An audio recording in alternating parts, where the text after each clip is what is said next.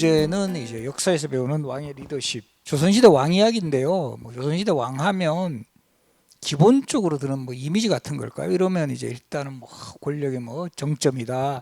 왕의 말 한마디 꼼짝 못한다. 이런 이미지가 많은데 실제 조선시대 왕이 그렇게 세지를 못해요. 종적으로 보면 고대나 고려시대 왕보다도 권력이 세지 못했고, 횡적으로 보면 유럽이라든가 명나라나 청나라보다도 또 우리가 보면 예전에 세계사 시간에 보면 루이 14세 뭐라 그래요? 본인 보고 나는 짐은 곧 국가인이라 이런 소리 한다고요. 바로 탄핵당합니다. 그리고 이제 명청시대 황제들도 정말 엄청나잖아요. 주원장 이런 사람 진짜 지 맘대로 하거든요.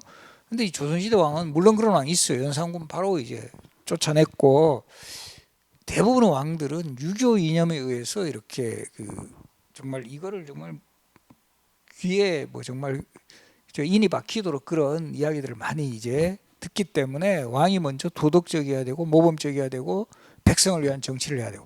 근데 이제 사람이다 보니까 그게 이제 시스템이 안 갖춰져 있으면 잘 독재로 들어갈 가능성이 있어요. 그래서 이 기본적으로 조선시대는 언론 3사라에서 사원부, 사관원, 홍문관 이런 기관에 이제 힘을 실어주고 왕을 비판하고 견제하는 것에 대해서 상당히 이제 정말 힘을 실어줬다는 거죠. 그리고 이 공부를 많이 해야 돼요. 이 조선시대 왕이 신하들하고 함께하는 이 학습 자리, 경연이라 그러고, 세자 때부터 하는 자리를 뭐라 그러죠? 서연이라 그래가지고 이 최고의 강사, 요즘 그렇지만 일타 강사들 모셔놓고 정책 브리핑 같은 거 계속 받는 거예요. 그러다 보니까 이 왕이 본인도 공부를 하지 않을 수 없는. 이 조선시대 이 경연 제일 많이 한 왕 누구일까요? 여기 정답 있네. 세종이네. 제가 그렇게 허술하지가 않습니다. 뭔가 이게 좀 트릭인데 세종 2등이에요. 2등. 1등은 누구일까요? 정조 4등. 27명 왕 다 이야기해 보세요. 예. 맞추겠죠? 예? 성종 9번째 왕 성종이 경연을 가장 많이 한 것으로 나옵니다. 실록에. 그리고 이 성종은 비결이 있어요. 경연에서 1등이 할 수 있었던 비결 중에 하나가 밤에 하는 경연, 야대라 그러거든요. 야대가 압도적으로 많아요. 이 성종이 밤에 이 경연을 많이 즐기신 거는 뭘 좋아하셨을 것 같다? 술을. 근데 이제 전체 요즘 표현을 하면 국가 점수 종합해 보면 역시 1등은 세종이다. 경연에서는 2등 했지만 정말 업적도 많고, 또 가장 잘한 것 중에 하나가 인재등용이에요. 우리 세종 때 하면 인재가 많이 떠오르지 않아요? 과학자 누가 있죠? 장영실, 음악가 박연, 국방 분야의 김종서, 최은덕, 명계상만 해도 황희정승부터 해가, 그리고 집현전학자들. 결과적으로 리더가 인재들을 상당히 많이 이제 양성을 했던 이런 모습에서는 이 세종을 따라갈 왕이 없다. 그리고 이제 함께하는 그런 왕권과 신권을 잘 조화시켰던 이런 세종의 모습이 가장 모범적인 사례가 되지 않을까. 그래서 왕의 유형을 보면 안정기, 또 보수와 개혁의 갈림길, 그리고 이제 우리 요것도 보면 조선시대 우리 당파 싸움, 소위 당쟁이 처음 시작되는 게 선조 때부터예요. 인사권을 둘러싸고 김효원이라는 사람하고 심의겸이라는 인물이 대립을 하는데, 김효원 지지 세력은 이 사람의 집이 서울의 동쪽에 있어서 동인, 심의겸의 집이 서쪽에 있어 서인이 되는 거예요. 그리고 나중에 동인이 남인 북인 갈릴 때는 유성룡이 남산에 살았고, 이 북인의 영수 이발이라는 인물이 지금 북악산 청와대 뒤에, 그래서 남인 북인이 되는 거예요. 이것도 정말 이 전통이라는 게 무섭죠. 우리 김영삼 대통령하고 김대중 대통령 대립을 뭐라 그랬어요? 상도동 대 동교동. 허구 많은 대립 중에 왜 동네를 소환시키냐? 이 당쟁의 어떤 전통이 들어가 있는 개념이다. 그래서 이 당쟁이 가장 격화됐던 때가 조선 후기 숙종 때인데, 이 숙종이라는 왕이 만만치 않아요. 영조가 52년 제위했고, 영조 다음으로 제위 기간이 긴 왕이 사실 숙종이에요. 46년. 14살의 왕이 올라가지고 60세까지 왕으로 있었고, 사실 업적도 되게 많아요. 정치적으로나 경제. 우리 지금 조선의 화폐 상평통부가 전국적으로 유통된 게 숙종 때, 우리 지금 한양도성에 이렇게 축성돼 있죠. 이거 완전히 업그레이드한 왕이 숙종이고, 또 우리 조선시대판 역사 바로 세우기, 단종 복권 시켜주고, 이수인 장군 아산의 현충사가 처음 세워진 것도 숙종 때요.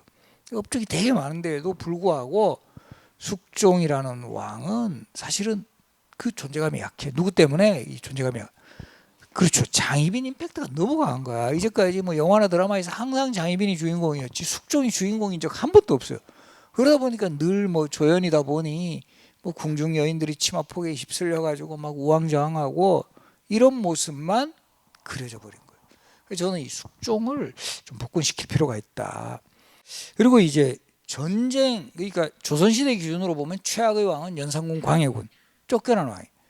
근데 현재의 잣대를 들이대면 연산군 광해군 못지않게 무능한 왕이 선조인지. 어쨌든 전쟁이라는 최악의 상황을 초래한 왕은 뭐 역사에 뭐 심판을 받아야 된다.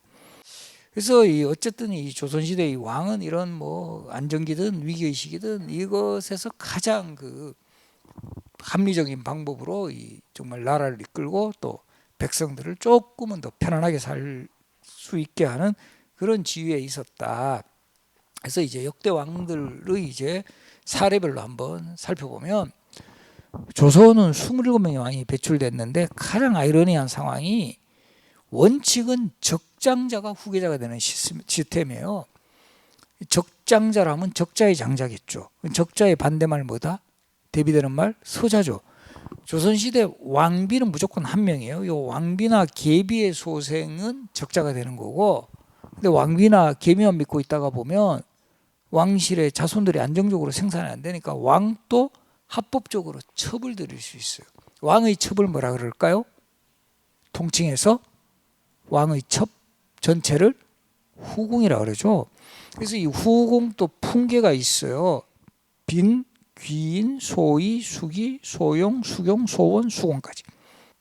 특히 여기 오신 분들은 약간 특별하신 분이고 스스로도 내가 그래도 역사와 교양에 조금은 뭐가 좀 있는 사람이다. 이 딴 사람들하고 구분하기 위해서는 이런 거 정도는 외워둘 필요가 있다. 그냥 후궁 그러면 좀 없어 보이는데 후궁의 풍계 아니야. 자, 여기서 제가 한번 외우는 요령을 말씀드려요. 빈은 딱 머리에 들어와요. 빈, 귀인. 일품이에요. 정일품, 종일품. 그 다음이 헷갈려. 어떻게 외우냐 하면 의용원으로 외우세요. 이 병원으로 생각하든지. 의자가 들어간 게 제일 높아. 의자가 들어가면 이품이에요. 소위, 수기. 용은 삼품, 소용, 수경. 이해가 돼요? 사품은 소원, 수권. 그러니까 종사품이 수권이에요. 보통 후궁으로 들어올 때는 수권 신분으로 들었다가 그때도 요즘으로 치면 경력도 쌓고 이렇게 해가지고 쭉 올라가면, 근데 빈까지 올라가려면 어떻게 해야 된다? 왕의 아들을 낳아야 돼요. 그래서 요 종사품까지가 왕의 후궁이고, 전문직 여성으로 최고의 품계를 가진 여성 직급, 뭐라 그러죠? 우리 드라마에 많이 나오죠. 뭐죠? 드라마에도 많이 나오죠. 여성 꼭 나오는 상궁, 정오품입니다. 그래서 이 우리 드라마 같은 데 보시면 상궁은 딱 봐도 아, 저 사람은 전문직 쪽이구나라고 이제 우리가 딱 판단이 됩니다. 그래서 이렇게 이제 후궁을 둘 수 있는 그런 시스템이었다. 그리고 조선왕 중에 지금 현재 기록상으로는 후궁이 제일 많았던 사람은 태종입니다. 19명. 그래서 이 태종은 왕비하고 사이가 좋을까요? 나쁠까요? 좋을 수가 없죠. 그리고 이제 요 첫 번째 왕위 계승에서부터 이게 뭐가 좀 변수가 발생해요. 태조 이성계에게는 첫 번째 왕비인 신의 왕후 한씨와의 사이에서 6명 아들, 방우, 방과, 방의, 방간, 방원, 방현. 5번째가 방원이에요. 계비인 신도왕후 강씨와의 사이에서 방본, 방석의 2 아들을 두었는데 예상을 깨고 방석의 세아 첩봉이 단행됩니다. 누가 가장 영향력을 발휘했을 것 같아요? 왕비죠. 계비. 첫 번째 왕비는 돌아가셨고 신덕왕후 강씨가 계속 태조 이성계를 요즘으로 치면 수셔댑니다. 우리 막내 얘 얼마나 이쁘냐고, 얘 왕세자로 안 시켜주면 나 죽어버려 막 이러버리면, 태조 이성계가 조선 건국했을 때 나이가 58세예요. 여기서 참고로 조선의 왕 중에 최고령으로 즉위한 왕이 이성계예요. 원래 창업한 왕은 나이가 많아요. 태조 왕건 또 42살의 왕이 올라요. 계승한 승기한 왕은 평균적으로 20대 후반. 왕이 보통 평균 수명이 48이에요. 40대 후반에서 50대 초에 돌아가시면 승계하는 왕들은 보통 20대 후반에서 30대 초가 평균적으로. 근데 이제 예외는 생기죠. 그 대표적인 예가 지금 영국에서 제한되고 있잖아요. 엘리자베스 왕 오래 사시면서 지금 찰스 왕자 지금 지팡이 짚고 지금 뭐 이 찰스 3세로 지금 즉위하고 있잖아요. 그러니까 너무 오랫동안 이제 정말 저도 제가 살아생전에 찰스 왕세자가 왕 될 거 못 볼 줄 알았는데 어쨌든 최고령 왕이 됩니다. 조선에서는 태조 이성이 돼. 지금은 58세 뭐 짱짱하죠. 근데 그때 기준으로 하면 거의 70대 후반, 약간 판단력 그랬을 때 계비가 막 쑤셔대고 이러니까 흔들립니다. 그러면서 최고의 참모였던 이성계의 최고 참모 누구죠? 정도전에게 자문을 구하니 정도전 또 방석의 세아측봉 찬성합니다. 정도전은 조선이라는 나라는 왕보다는 신하의 역할이 커야 된다. 나 같은 사람, 재상권이 강해야 된다. 왜냐하면 왕은 세습되는 존재니까 재수 좋으면 세종 같은 왕도 나오지만 재수 없으면 여성 같은 왕도 나올 수 있잖아요. 이거 우리 유전이라는 거는 진짜 못 믿어요. 아마 여기 계신 분들도 공감하시는 분들 있을 것 같은데, 야, 어떻게 내 밑에서 제가 나왔을까? 약간 이런 느낌 있잖아요. 그러니까 이거를 막기 위해서는 한 나라에서 가장 능력 있는 재상, 나 같은 사람이 권력을 잡아야 돼. 그래서 이 정도전은 방우와 같은 장성한 왕자보다는 방석같이 손갈데 많은, 그러면 자기가 소위 말하는 후견인 역할을 확실하게. 그래서 이 방석 의세아측봉이 결정되니까 여기에 가장 반발한 사람이 바로 다섯 번째 아들 방원이었고, 결국 방원이 기회를 엿보다가 1398년에 왕자의 난을 일으켜서 정도전과 방석을 제거하고 완전히 권력을 잡지만 본인이 왕이 되지는 않죠. 두 번째 왕이 되는 사람 누구죠? 정종이죠. 방과입니다. 근데 방우가 첫 번째인데 왜 방우는 왕이 되지 못했을까? 방우는 이때 이미 돌아가셨어요. 실록의 기록에 보면 소주를 너무 많이 마셔서 돌아가셨다 이렇게 나와요.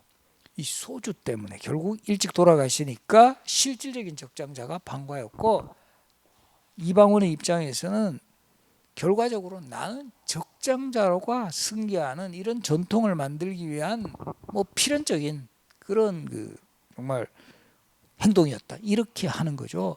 그래서 정종을 왕으로 추대하는 거죠. 자, 이 모습에서 우리 한국 현대사에 갑자기 소환되는 대통령 있잖아요. 어떤 대통령? 정종과 컨셉이 비슷한 대통령 누가 있죠? 최규하 대통령하고 너무 비슷한 12.12 군사 쿠데타 완전히 전두환 전 대통령이 주도를 했고 권력을 다 잡아놨지만 일단 최규하 대통령 체제로 가는 거예요. 그때 바로 전면에 나서가지고 본인은 뭐 이러면 머리도 없는 사람이 뭐야 이렇게 돼가지고 전국적으로 저항운동이 완충작용을 하도록 만들어. 똑같은 패턴이에요. 그리고 이 최규하 대통령이 1980년 8월에 하야성명 발표한 그 600년 전에 똑같은 모습을 정종이 보입니다. 스스로 왕의 자리에서 물러나서 콕 집어서 내 동생, 차이점이라면 정종은 콕 집어서 방원이 더 왕 잘할 수 있다. 우리 최규하 대통령은 콕 집지는 않았지만 각종 언론에서 뭐 KBS, MBC 그 당시에 뭐 각종 신문 할 것 없이 전두환 그는 누구인가 뭐 계속 대서특필내고 이러면서 결국은 대통령직을 이제 맡게 되는 이런 상황하고 되게 유사합니다. 그리고 이 왕이 된 태종은 약간 뒤끝도 많은 사람이에요. 그래서 이 태종의 뒤끝을 볼 수 있는 대표적인 우리 공간이 지금 종로구청 가보시면 거기가 정도전 집터야. 그 정도전 집터를 몰수해가지고 방원이 사복실화해서 조선시대 말먹이는 관청으로 진짜 모욕인 거예요. 짐승이나 길러라 이렇게 돼. 그래서 여기가 공간이 넓은 장소가 계속 이어지다가 일제강점기 때 여기에 초등학교가 들었어요. 수성초등학교. 이 수성초등학교가 이제 도심에 학생들이 안 오니까 나가고 그 자리에 들어선 게 지금 종로구청이에요. 종로구청 자리는 정도전 집터. 지금도 가보시면 그 정도전 집터라는 표지석이 남아 있어요. 그리고 또 태종의 뒤끝 또 장렬하는 거 보여주는 장면이 바로 이 정릉에 대한 스토리인데, 사실 신도와 광씨가 이성계보다 먼저 죽어요. 그러니까 이 이성계가 상당히 마음 아파하면서 파격적으로 왕비의 무덤을 지금의 덕수궁 일대에 조성을 하고 고들 정자 써서 정릉이라고 한 거예요. 왜? 경복궁에서 딱 정릉을 보면 예전에 그 신도 광씨, 왕후 광씨를 떠올리게 되고 우리도 그런 거 있잖아요. 이제 가까이에서나마 계속 볼 수 있게. 태종이 왕이 됩니다. 이 정릉 보면 너무 짜증 나는 거야. 저 옆에 내 때문에 나 왕 못할 뻔했는데 내 눈에 보이지 않는 먼 곳으로 옮겨. 그렇게 해서 옮긴 게 그 당시에는 경기도 양주, 지금 서울시 성북구 정릉동. 정릉이 있어서 정릉동이에요, 성북구. 그런데 우리가 이 어떤 그 장소가 이동이 돼도 그 사람들의 기억 속에 있는 거예요. 정릉이 있었던 동네라는 뜻으로 지금도 덕숭 일대를 뭐라고 부르죠? 정동이라고 부르잖아요. 이 정릉의 유래는 바로 정동의 유래는 정릉에서 나온 거다. 그래서 이 왕이 된 태종은 상당히 왕권 강화, 이 정도전 이런 그 재상이 설치는 이런 시스템은 철저히 봉쇄하겠다. 오늘날 주민등록증 제도에 해당하는 호패법을 실시하고 6조의 판서들이 직접 보고하게 하는 아렐계자예요. 6조 직계제. 이 6조 직계제하고 대비되는 말이 의정부 서사제라 해서 삼정승의 합의로 최고 정책을 결정하는 거를 왕이 다 어떻게 보면 6조 직계제 하면 왕은 피곤해요. 다 챙겨야 되니까. 그런데 이제 태종은 기꺼이 감수를 했던 거고, 그리고 이 왕권이 안정되려면 외척이 설쳐서는 안 된다. 이런 신념 속에서 자신이 왕이 되는데 가장 도움을 줬던 사람들이 처남들이에요. 민무구, 민무질, 민무일, 민무회 다 유배 보냈다가 결국은 자진 스스로 자결하게 만들었고, 그러니까 이 태종은 어떻게 보면 약간 악역을 많이 담당해요. 고려 말에 정몽주 죽였고 조선 건국의 공신 정도전, 그리고 이 처남들, 그리고 이 아들 세종에게 왕위를 물려주고 상왕으로 있을 때 또 한 건 하죠. 누구 죽이죠? 사돈 처형합니다. 시몬. 그럼에도 불구하고 태종이 상대적으로 욕 안 얻어먹는 가장 핵심 중에 하나가 후계자 지명부지. 원래는 태종도 양령을 후계자로 찍었어요. 적장자가 후계자가 되는 전통을 마련하겠다. 양령, 효령, 충령, 성령 중에 양령대군이 적장자고 11살 되던 해 세자책봉하고 정말 일타 강사들 불러가지고 막 과외하게 하고 열심히 이제 그 후계자 수업받게 하는데, 뭐 요즘 표현으로 완전 농땡이야. 뭐 공부는 거의 안 하고 매사냥하러 돌아다니고 이러니까 상당히 이제 태종이 스트레스를 받아요. 그러다가 이제 그 좀 더 나이가 차면서는 기생들하고 계속 이제 요즘으로 치면 뭐 스캔들, 실시간 검색어 계속 양령 계속 뜨는 거예요.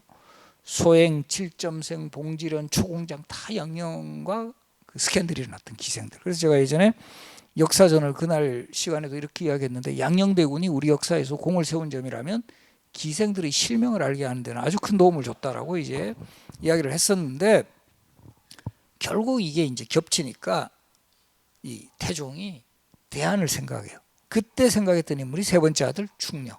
학문이면 학문, 품성이면 품성, 모든 게 완벽한 거예요. 저 아들에게 기회를 줘야 되겠다. 그러니까 이 똘똘한 신하들이 해외 사례 조사하게 된 거예요. 중국에도 서주 시대에 고공담보라는 인물의 아들 중에 세 아들이 있었는데 첫째를 제치고 세 번째가 후계자가 됐고, 그때의 그 명분이 택현, 현명한 사람을 선택할 수 있다. 장자상수의 원칙이지만, 이런 분위기가 무르익었을 때 전체 회의가 소집이 되고 오히려 신하들이 먼저 문제 제기해요. 양령이 기행을 일삼으니 우리도 현명한 사람을 선택하는 이런 전례를 쫓아 이 택현을 고려도 해봐야 될 것 같습니다. 태종이 모른 척하면서 그런 경들은 누구를 생각하고 있는가, 다 이렇게. 어느 시대나 감 떨어지는 신하는 꼭 존재하거든요. 손 딱 들고 양령에게 뭐 그 아들이 있으니 그 아들로 후계자를 삼는 것이 어떨까 하면 그 신하는 바로 그 다음 날 뭐 방빼야 되고 분위기도 아주 막 이상해지는 거죠. 그때 이제 똘똘한 신하들이 탁 손들고 바로 이 충령이 현명한 사람으로 생각합니다. 이러이러한. 그러니까 이제 막 태종도 막 입꼬리도 올라가고 기분도 좋아지고 이러니까 분위기 파악한 신하들이 여기저기서 찬성합니다. 동의합니다. 저도 한 표 던지.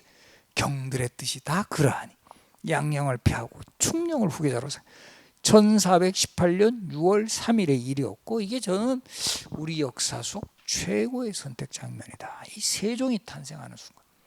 바로 다음 주 5월 15일 스승의 날이죠. 아마 이 태종에 이런 조치가 없었다면 스승의 날도 없었을 거다. 스승의 날 어떤 날이다? 스승의 날이 누구와 관련이 되죠? 세종대왕 탄신일입니다. 1397년 4월 10일 음력, 요거를 양력으로 환산하니까 5월 15일이 된 거고, 이 세종의 탄생으로 인해서 바로 우리가 한글날도 놀게 되고 얼마나 이 많은 혜택을 가져왔고, 이런 정말 이 세종이 왕이 되는 배경에는 태종의 적극적인 의지가 있었다. 이 양녕은 진짜 완전히 그냥 14년간 세자의 자리에 있었다가 이제 뭐 엄청 스트레스 쌓이는 거죠. 그리고 이 태종은 이 궁궐에 있으면 걸리적거리니까 추방을 했죠. 관악산 쪽으로. 그래서 양녕이 지금 동작 나루를 건너 지금의 이 서초구 방배동쯤에서 이제 관악산 올라가는 초입이에요. 거기서 확 정말 짜증나고 이러니까 등을 확 돌려버리면서 내가 다시는 서울로 오라봐. 그렇게 해서 탄생한 동네가 뭐죠? 돌릴방 등배 방배동. 지금 서초구 방배동은 바로 양녕대군이 등을 돌렸다라는 데서 유래한 동네명입니다. 이렇게 이제 이 태종의 파격적인 후원 속에 조선의 네 번째 왕이 된 세종이 가장 잘한 게 혼자 독단적으로 처리하지 않고 1430년에는 지금으로부터 590년 전에 이미 국민투표했어요. 그것도 세금 문제. 지금도 우리 세금 문제 민감하지만 연분고등법, 전분육등법 제정할 때 17만여 명을 대상으로 하는 국민투표를 실시했고 9만 8천여 명이 찬성, 7만 4천여 명 반대. 이게 실록에 그대로 기록되어 있어요. 경상도는 찬성 몇 명 반대면. 그 당시 이런 정말 이 토지 세법을 둘러싸고 이 백성들에게 최종적으로 여론을 물었다. 이 대단한 그 정말 업적이고, 그리고 이제 적재적소에 맞는 인재등용. 과학 앞에서 소개했지만 뭐 과학자 장영실이라든가 음악가 박연, 또 명재상, 뭐 황희정승 등등. 그리고 아예 집현전이라는 시스템을 통한 인재 양성. 이게 또 오늘날에도 상당히 이제 정말 우리가 벤치마킹할 이런 인재 등용법인데요. 그런데 이제 세종 다음이 이제 문종인데 이상하게 조선왕실은 적장자 징크스 같은 게 있어요. 문종은 최초의 적장자인데 2년 3개월 만에. 그 사인의 가장 큰 원인은 세종 3년상에 너무 올인하신 거예요. 너무 효심이 지어가셔가지고.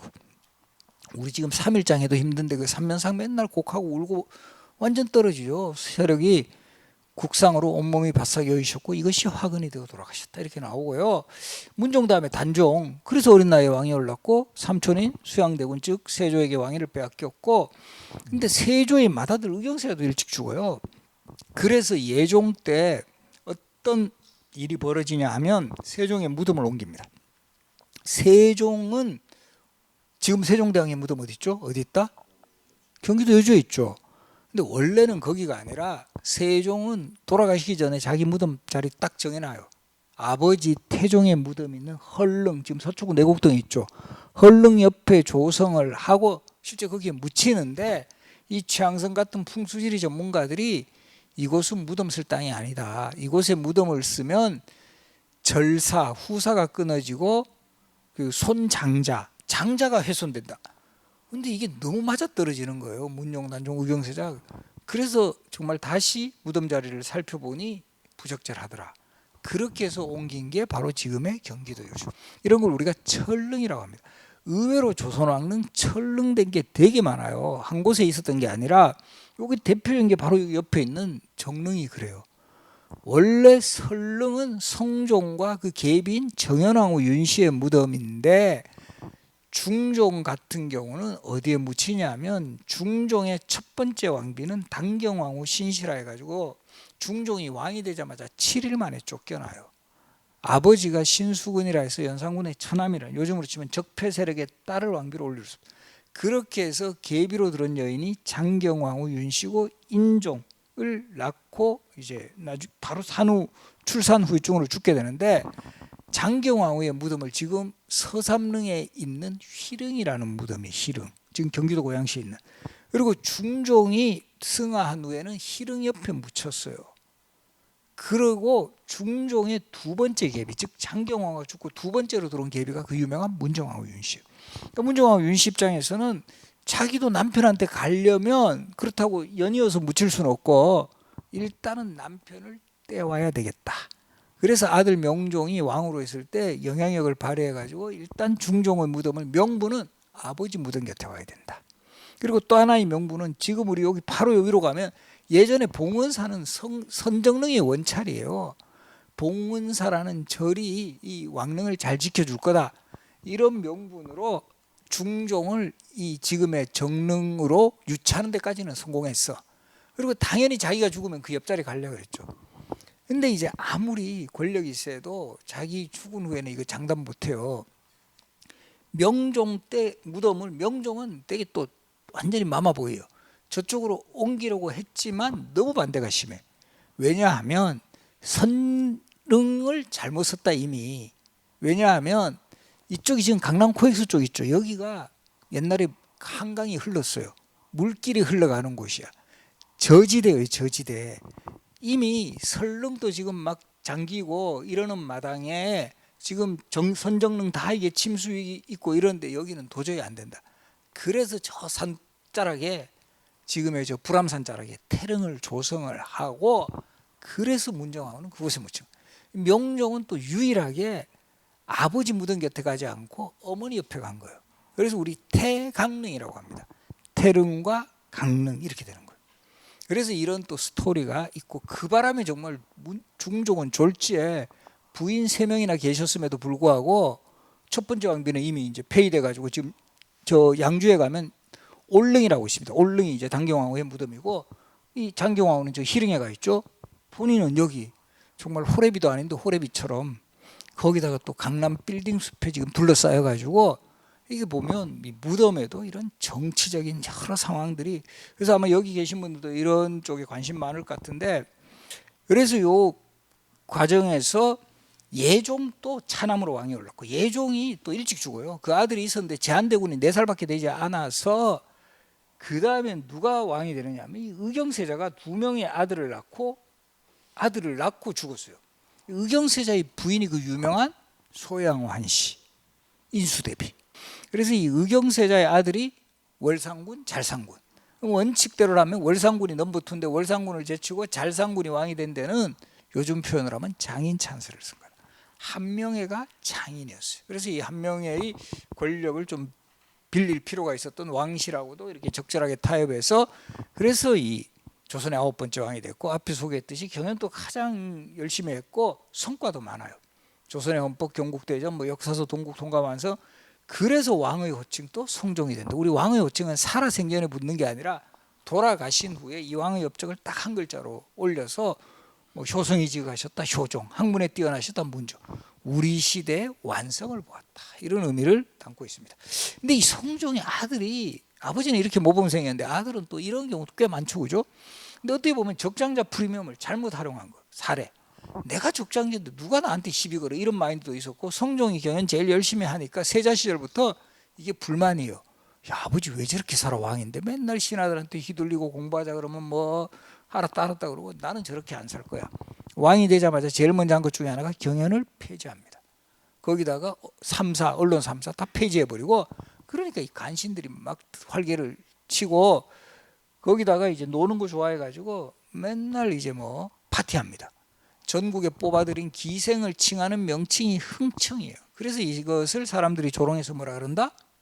흥청망청, 이렇게 이 말이 유래됐고, 그 흥청 중에 대표 인물이 장록수인데 장록수를 후궁으로까지 삼았고, 나중에 이 장록수는 뭐 요즘 표현을 하면 전형적인 국정농단을 해요.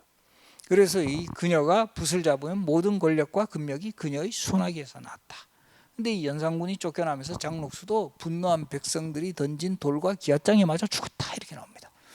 그리고 이 연산군도 중종 반정이 일어나면서 이 폐위된 후 강화도 위에 교동도에 유배되었다가 2달 만에 역질로 죽었다고 되어 있는데, 사실은 뭐 화병이 아닐까, 이렇게 이제 보여지고 있고, 그 중종이 이제 왕이 되었지만 이 첫 번째 왕비 단경왕후 신씨는 아버지가 연산군의 처남이었다는 이유로 요즘 표현을 하면 적폐 세력의 딸 왕비 안 돼.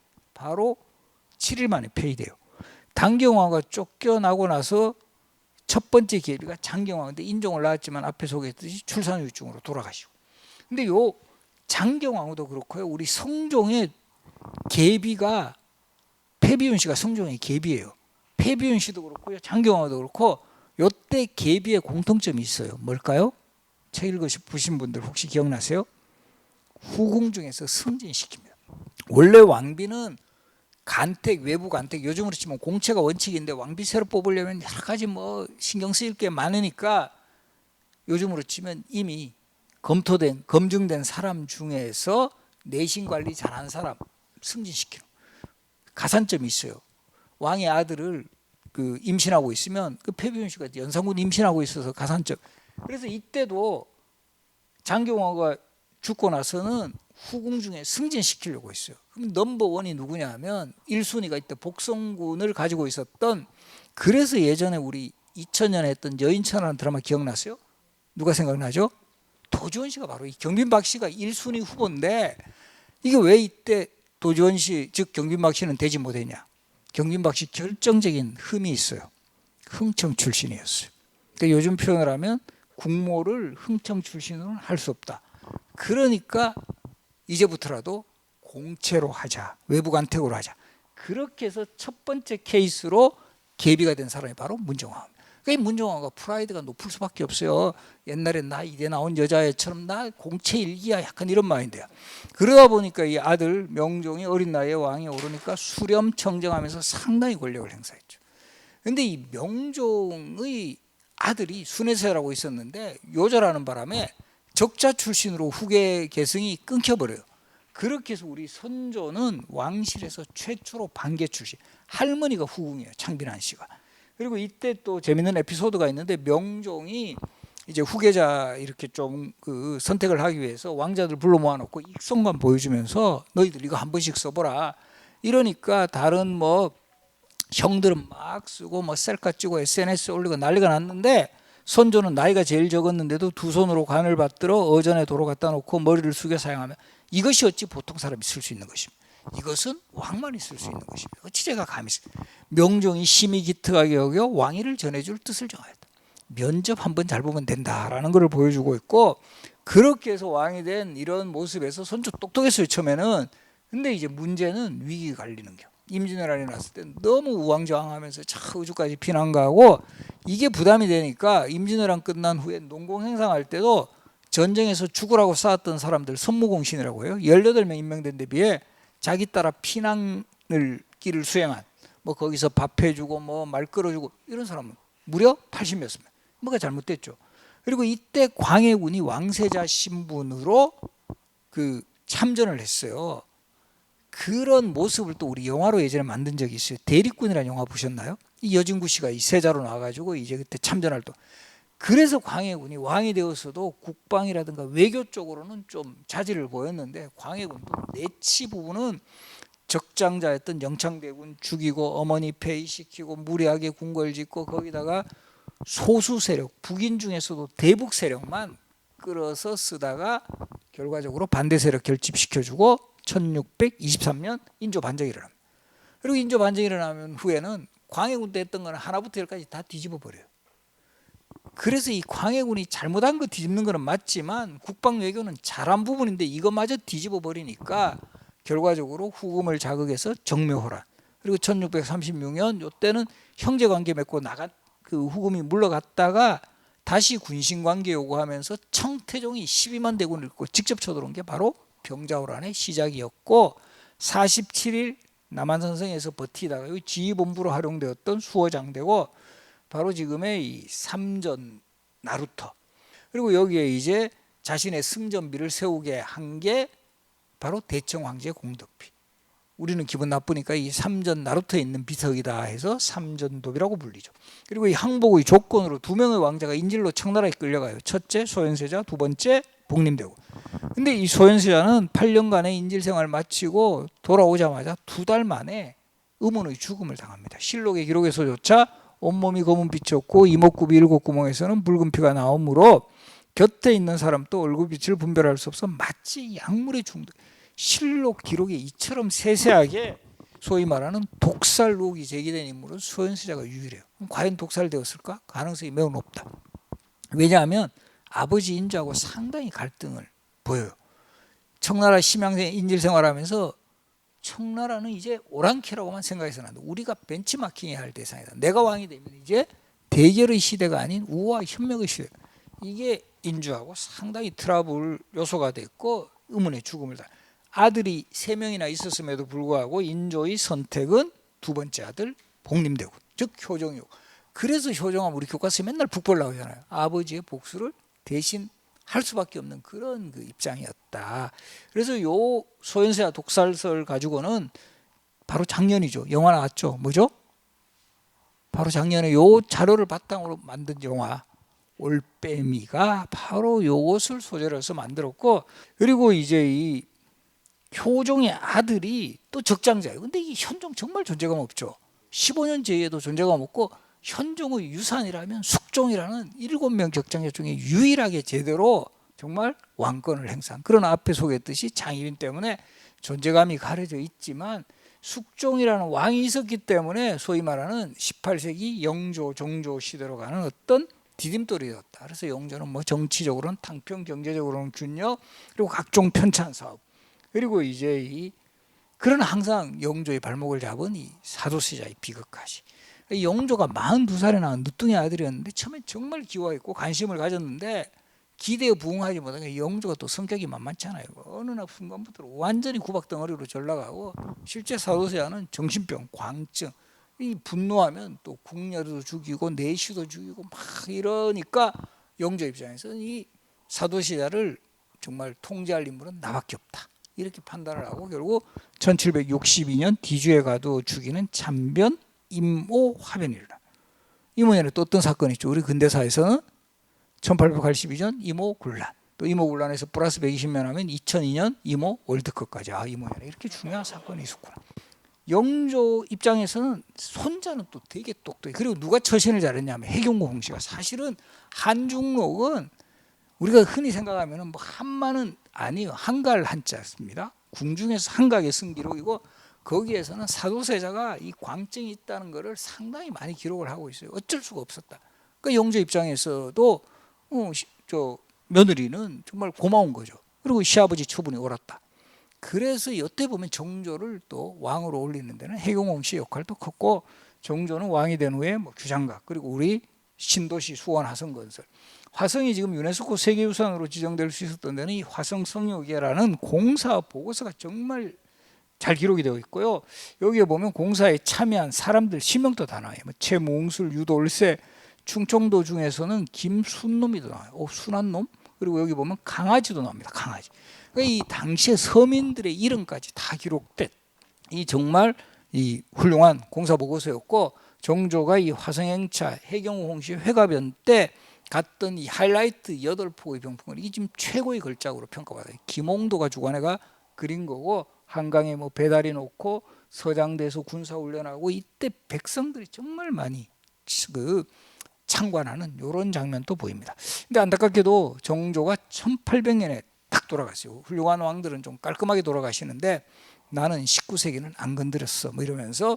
그래서 이 순조가 11살에 왕이 올랐고, 효명세자라고 순조의 아들이 있었는데 22살에 요절해요. 우리 드라마에서는 구름이 그린 달빛에서 박보검 씨가 그 배역을 했고, 헌종이 15년 제위했지만 자식이 없으니까 선대에 역모 혐의로 강화도에 유배 가서 농사 짓고 있다가 얼떨결에 왕이 된 사람이 철종이에요. 그러니까 이 왕권이 완전히 추락하고, 그 빈자리를 태종이 그렇게 견제했던 외척들, 안동김씨, 풍양조씨, 반남박씨, 경주김씨, 19세기를 대표하는 이런 세력들이 권력을 독점하니까 이 수령들이, 요즘으로 치면 시장 군수들이 뇌물을 주고 관직을 사게 돼요.